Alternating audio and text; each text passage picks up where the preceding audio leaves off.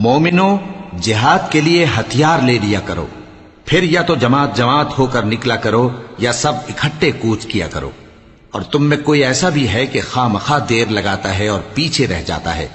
پھر اگر تم پر کوئی مصیبت پڑ جائے تو کہتا ہے کہ اللہ نے مجھ پر بڑی مہربانی کی کہ میں ان میں موجود نہ تھا۔ اور اگر اللہ تم پر فضل کرے تو اس طرح سے کہ گویا تم میں اس میں دوستی تھی ہی نہیں، افسوس کرتا اور کہتا ہے کہ کاش میں بھی ان کے ساتھ ہوتا تو مقصد عظیم حاصل ہوتا۔ اب جو لوگ آخرت کو خریدتے اور اس کے بدلے دنیا کی زندگی کو بیچنا چاہتے ہیں، ان کو چاہیے کہ اللہ کی راہ میں جنگ کریں، اور جو شخص اللہ کی راہ میں جنگ کرے پھر شہید ہو جائے یا غلبہ پائے،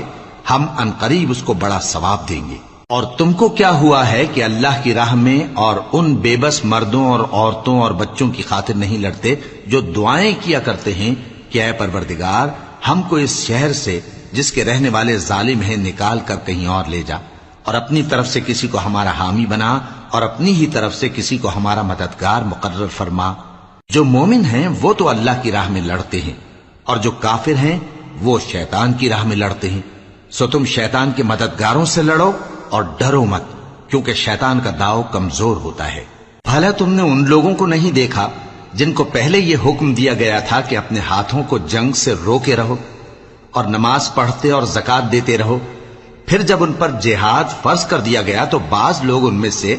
لوگوں سے یوں ڈرنے لگے جیسے اللہ سے ڈرا کرتے ہیں، بلکہ اس سے بھی زیادہ،